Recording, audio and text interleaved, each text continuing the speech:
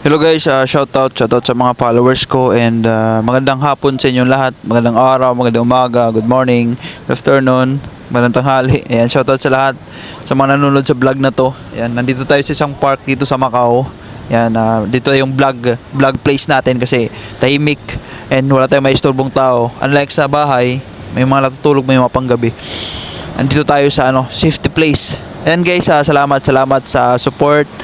And ayan, thank you so much sa mag-follow sa FB page ko, Kamuting TV, and sa subscribe. And lahat guys ng mga video ko dito sa YouTube is para sa inyo, para magkaroon kayo ng idea dito sa Macau. Diba? Ayan guys, magbibigay lang ako ng tips sa mga pupunta ng Macau, mga dapat nyong gawin. And sa mga gusto mag-Macau guys, panoorin yung mga vlog ko dito sa YouTube, mga video ko, para magkaroon kayo ng knowledge dito sa Macau. Para pagdating nyo dito is alam nyo na gagawin nyo, alam nyo mga dapat nyong gawin, iwasan. Yan, para sa inyo yan guys. And ayan, magbibigay ako ng tips sa mga pupunta ng Macau, sa mga galing Pinas papunta ng Macau. Ayan guys, uunahin natin, sana maintindihan nyo pakinggan nyo guys tapusin yung video na to para maliwanagan kayo. Kasi ang dami nagko-comment, ang dami nagtatanong paano mag-Macau, anong mga gagawin namin. Kaya guys, ito na yung video na to is para sa inyo. Explain ko sa inyo anong mga pwede nyo gawin, 'di ba?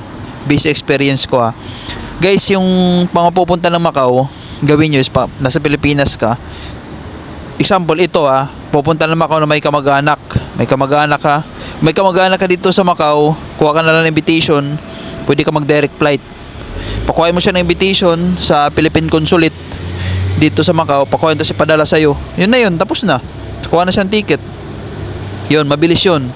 Wala nang masyadong tanong yan immigration kasi may invitation ka na Tapos ito naman, yun yung option Ito naman yung pupunta ng Macau na walang kamag-anak, parang Pilipinas. Parang Pilipinas to Macau na walang kamag-anak. Guys, huwag kayo magda-direct flight kasi may hirapan kayo.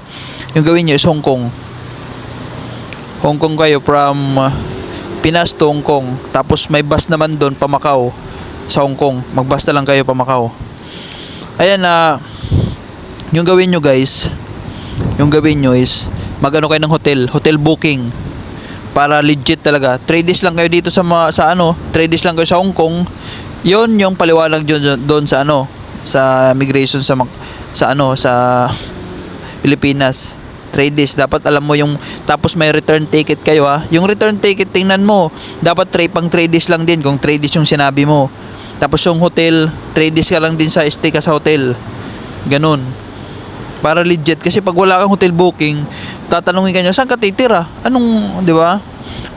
Mas curious sila. Mas maganda pag may hotel booking, mabilis, wala nang masyadong tanong. Yan, tapos siyempre mayroon 'yon mga may pera ka ba? O siyempre may pera ka siyempre kasi maalis ka noon. Tapos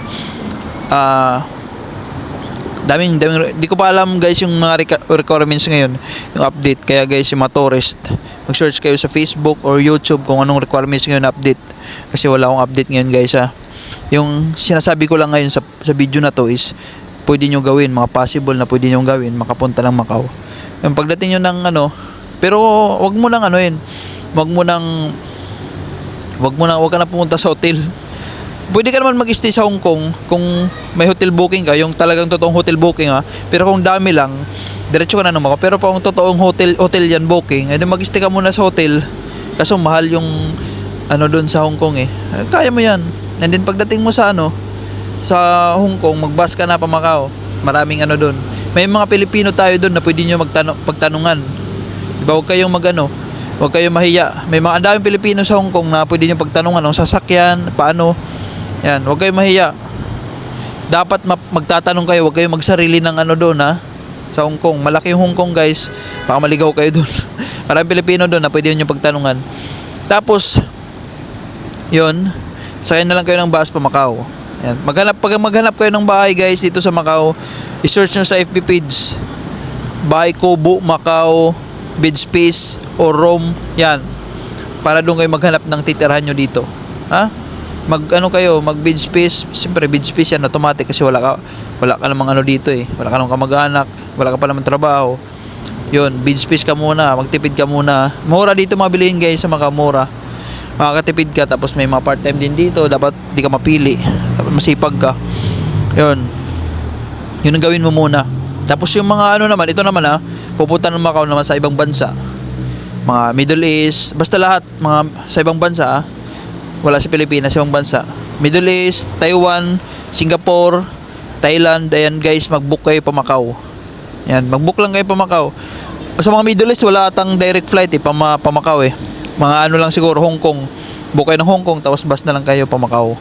Ganon, mas mabilis yung mga cross country kasi yung mahirap lang sa atin sa immigration sa Pilipinas, yun yung pinakamahirap. Kaya guys, yun yung gawin nyo, cross country, mas madali. Tapos pag naghanap kayo ng bahay, dyan na yan sa Bahay Kubo, search nyo Bahay Kubo Macau, Beach Space and Room. Yan, dyan yung search nyo sa sa FB page, sa Facebook, search nyo yan, yung Bahay Kubo Macau, Beach Space and Room. Yan, lalabas yun doon, mamili ka na lang kung anong presyo, may mga presyo nakapost doon. Yun ang gawin mo. Tapos pag papunta ka na ng Macau, kontakin mo na kunin mo yung contact number, diba? Yung mga cross country, yung mga galing Pilipinas din, pwede din kayo dyan mag-search para may pagdating nyo dito, may titira na kayo, diba? Panoorin nyo guys yung mga vlog ko para alam nyo na gagawin nyo, especially sa mga siyempre maghahanap ng trabaho dito. Para sa inyo yan guys, para maalam nyo mga diskarte. Dito naman, mahirap din maghanap ng trabaho, to be honest. Mahirap maghanap ng trabaho. Yung lang kasi dito is dapat ka positive ka, and laging meron kang pag-asa. Siyempre sipag, tiyaga, dasal. Yun, pag meron ka niyan guys, walang imposible yan Iwan ko lang, meron din nakakahanap din dito, exit ng Thailand, tapos balik ulit, ganun, pabalik-balik lang dito hanggang sa makahanap. Dapat ganun naman talaga, wag kang susuko. Siyempre yung minsan nafi-failed tayo, failed is not last option, diba? Hindi yan, lang yan kumbaga, doon lang tayo masusukat yung natin doon lang masusukat yung determinasyon natin pag nabigo tayo, kasi hindi tayo matututo kung lagi tayong hanggat hindi tayo na-failed, hindi tayo natututo sa buhay, diba? Failed is not the end, diba? Ibig sabihin is mayroon pa tayong kailangan baguhin, mayroon pa tayong dapat improve sa sarili natin. Yun guys, dapat tayo, malakas yung loob and makapal yung mukha pag nandito sa Macau. Parehas lang yan sa Pilipinas. Kung payaya ka sa Pilipinas din, wala mangyayari sa inyo guys, to. And dapat dito is makapal yung mukha mo. Yun nun, diba? May hindi ka nahihiya. And ayan, pag nandito, kahit passport lang yung dala mo papunta ng Macau, walang problema. Passport lang. Wala dito hinahanap na certificate of employment. Hindi ko naman na-experience mga ganyan Kasi siyempre matagal na rin ako dito nagtatrabaho. Marami na rin akong trabaho na pinasukan dito. And hindi naman ako hinanapan ng Yung marami lang dito is mga scammer, mga kapwa Pilipino din. Kaya mag-ingat kayo sa mga post ng trabaho. Ayan, ingat talaga kasi dyan kayo mayayari. Yung legit lang dito is mag-apply ka mismo sa agency. Kung nag-apply ka doon is legit yun, diba? And kung nandito kayo sa Macau, huwag nyo nang dalhin yung kung anong nakagisnan nyo dyan sa Pilipinas sa mga standard sa pag-apply. Macau na yan. Pag nandito ka sa Macau, huwag mo na gamitin rin yung Filipino time. Hindi obra yan dito yung Filipino time. Gamitin mo is Macau time, ha? Kasi yan makakapagpahamak sa'yo yung Filipino time na yan. Pag sinabi sa'yo na 1 PM interview, 12:30 nandyan ka na sa location, or 12 nandyan ka na, mas maganda maaga.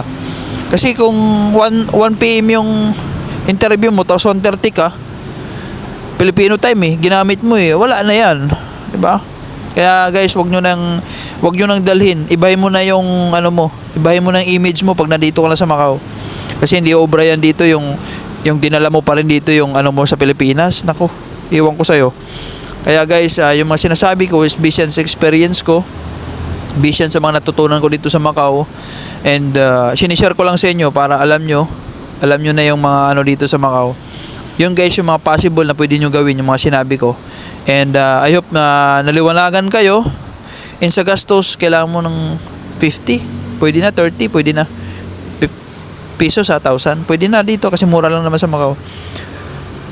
And guys, sana may natutunan kayo sa mga sinabi ko, naintindihan nyo, and comment lang. And pray always, pray. Prayer guys is the most powerful. Walang imposible sa dasal. And lagi tayo magtiwala sa Diyos. Only trust God, ha? Thank you so much guys, and God bless sa lahat. I love you all.